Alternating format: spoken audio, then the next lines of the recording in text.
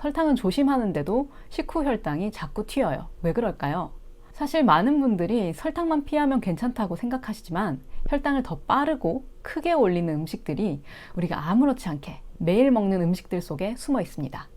특히 아침 대용식품, 건강 간식, 다이어트 간식 중에 이 정도는 괜찮겠지 하고 드시는 것들이 있는데요. 그 중에서도 오히려 혈당을 확 올리는 주범들이 있습니다. 그래서 오늘 영상에서는 당뇨 환자라면 반드시 피해야 할 설탕보다 더 위험한 음식 3가지를 공개하고 대신 맛있게 먹을 수 있는 대체 식품도 함께 알려드리도록 하겠습니다. 이 영상이 끝나면 식습관이 완전히 달라질 수도 있으니까요. 딱 10분만 집중해보세요. 의외로 혈당을 올리는 음식 첫 번째, 통곡물 그래놀라. 통곡물이라니까 건강한 거 아닌가요? 통곡물 그래놀라나 오트밀 시리얼을 아침 대용으로 드시는 분들 정말 많은데요. 식이섬유가 풍부하고 다이어트에 좋다, 영양균형식 이런 문구들만 보면 정말 괜찮아 보이기 때문입니다. 그런데 이 음식들이 당뇨가 있는 분들에게는 꽤 위험한 착각일 수도 있습니다. 왜일까요? 시중에서 쉽게 구매할 수 있는 그래놀라 제품들 자세히 보면 설탕, 말토덱스트린, 말린 과일, 가공된 곡물이 기본으로 들어가 있습니다.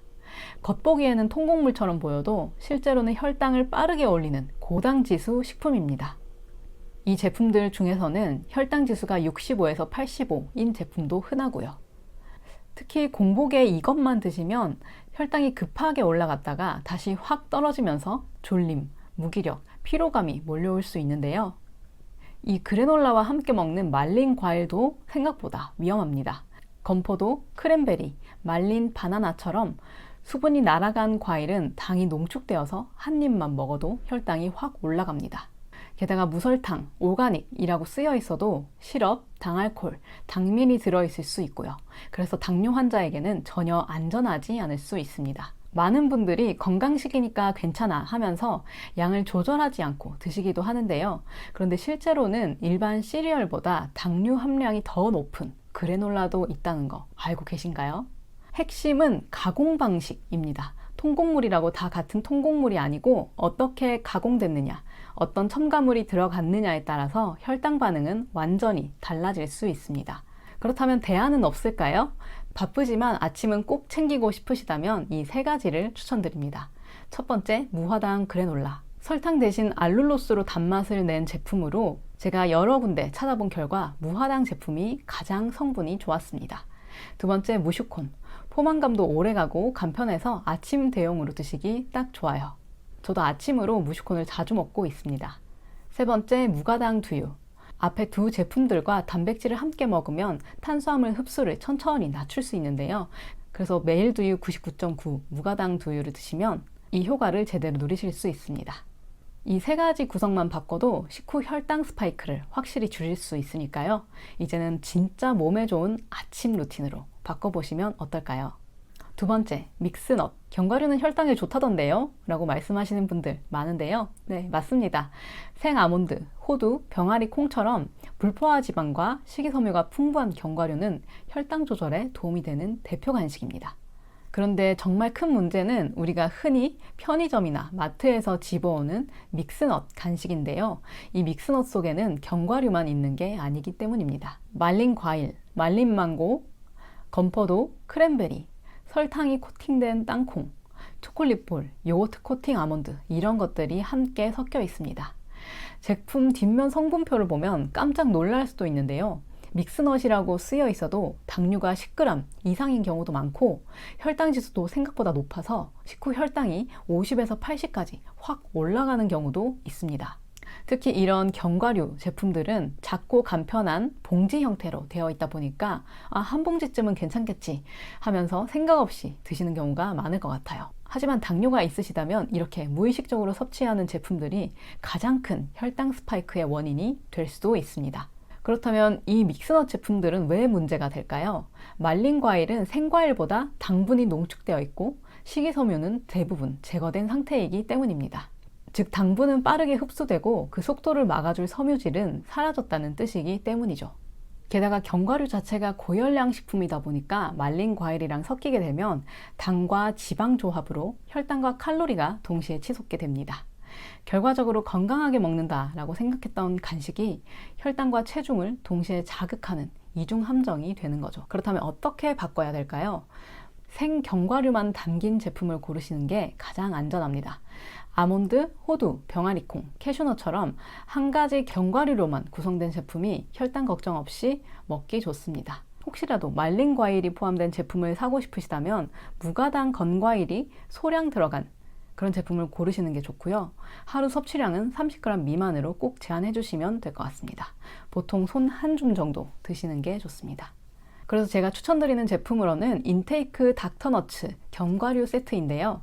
설탕이나 시럽, 말린 과일 없이 정말 좋은 견과류만 골라 담은 제품입니다. 지퍼백 포장이라서 한 번에 다 먹지 않아도 되고 먹다가 잠깐 닫아둘 수 있는 것도 정말 실용적이고요. 하루에 한 봉지씩 간편하게 꺼내 먹을 수 있어서 혈당 걱정 없는 간식 루틴 만들기에도 딱 좋습니다. 세 번째, 무설탕 젤리 그리고 초콜릿. 무설탕이라고 써 있어서 샀는데 왜 혈당이 오르죠? 정말 많은 분들이 하시는 질문입니다. 특히 당뇨가 있으신 분들이 설탕 안 들어갔으니까 괜찮겠지 하고 젤리, 초콜릿, 에너지바를 고르셨다가 생각보다 혈당이 튀어서 놀라는 경우가 정말 많습니다. 그 이유는 바로 당알코올이라는 성분 때문인데요. 우리가 흔히 무설탕 간식이라 부르는 제품들에는 말티톨, 소르비톨, 자일리톨 같은 당알코올 성분이 들어갑니다. 표기상에는 설탕 없음이라고 되어 있어도 이 성분들도 혈당을 실제로 올릴 수 있죠. 혈당 지수를 살펴보면 말티톨은 35에서 52, 자일리톨은 12, 소르비톨은 9입니다. 숫자가 낮을수록 덜 자극적이긴 하지만 양이 많아지면 누적 효과가 생깁니다. 특히 말티톨이 들어간 초콜릿은 혈당을 30에서 50 이상 올린 사례도 있고 속이 더부룩하거나 소화가 안 되었다는 후기들도 있으니까 조심하시는 게 좋습니다. 그런데 이런 말티톨을 자주 사용하는 대표적인 제품이 롯데에서 나온 제로 시리즈입니다. 그래서 이 제품들은 당뇨가 있으신 분들은 가급적이면 피하시는 게 좋습니다. 또 하나 주의할 점은 무설탕 젤리나 다이어트 초콜릿 중에는 식이섬유가 거의 없고 단백질이나 지방도 부족해서 먹어도 빨리빨리 배가 고파지고 오히려 단맛에 더 예민해지는 제품들도 많다는 겁니다. 제품 후기들을 살펴보다 보면 조금만 먹으려고 했는데 어느새 다 먹었다. 이런 말들이 있죠? 이런 후기가 괜히 있는 게 아니랍니다. 그렇다면 달달한 것이 먹고 싶을 때 어떻게 하면 좋을까요? 에리스리톨이나 스테비아 기반의 제품을 선택하시는 게 좋습니다. 혈당 지수가 거의 0에 가까워서 혈당에는 영향이 거의 없으면서도 단맛은 충분히 낼 수 있으니까요. 그리고 단백질과 식이섬유가 함께 있는 간식을 선택하시는 게 좋은데요. 무설탕이어도 영양 구성이 탄탄해야 포만감도 주고 혈당도 덜 자극하기 때문입니다. 그래서 제가 추천드리는 제품은요. 타이타우 무설탕 다크 초콜릿 그리고 무슈콘입니다. 혹시라도 핫초코가 먹고 싶으시다면 무화당에서 나온 핫초코 분말을 드시는 것도 좋습니다. 이 세 가지 디저트 루틴만 바꿔도 당 땡긴다는 스트레스를 줄일 수 있을 거예요. 달달한 음식을 무조건 참는 게 아니라 내 몸을 돌보는 루틴으로 가져오는 경험, 지금부터 시작해 보셔도 좋을 것 같습니다.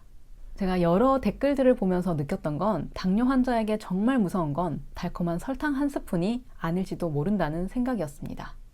오히려 이건 건강식이니까 괜찮겠지 하면서 나도 모르게 먹었던 음식이 혈당을 올리는 것, 그게 훨씬 더 위험한 일이었죠. 하지만 원인을 제대로 알게 되면 실천은 생각보다 쉬워집니다. 저도 다이어트를 할 때 이건 먹으면 안 돼, 이건 살찌니까 먹으면 안 돼 하면서 계속해서 먹을 수 있는 음식들을 제한하고 먹는다는 것 자체에 죄책감을 느끼다 보니까 어느 순간에서는 내가 도대체 먹을 수 있는 게 뭐지? 이런 생각이 들면서 화가 나고 또 그런 생각들 때문에 폭식을 한 적도 되게 많았어요. 그 많은 시행착오를 2, 3년 동안 겪으면서 제가 깨달았던 건 완벽하게 하려는 것보다 조금씩 오래 가는 게 진짜 중요하다라는 사실이었어요. 그래서 오늘 소개해드린 음식 중에서 이건 나도 매일 먹는데 싶은 게 있었다면 그 한 가지만 제가 제안드린 대체식품으로 바꿔보세요. 몸은 반드시 반응을 해줄 테니까요. 영상 아래 제품 보기 버튼을 누르시면 제가 직접 먹어보고 효과가 있었던 제품들을 정리해 두었으니까요. 궁금하셨던 분들에게 도움이 되면 좋겠습니다. 영상이 도움되셨다면 좋아요, 구독, 알림 설정도 부탁드릴게요. 영상 시청해 주셔서 감사합니다. 늘 고맙고 늘 응원합니다. 당뇨딸이었습니다.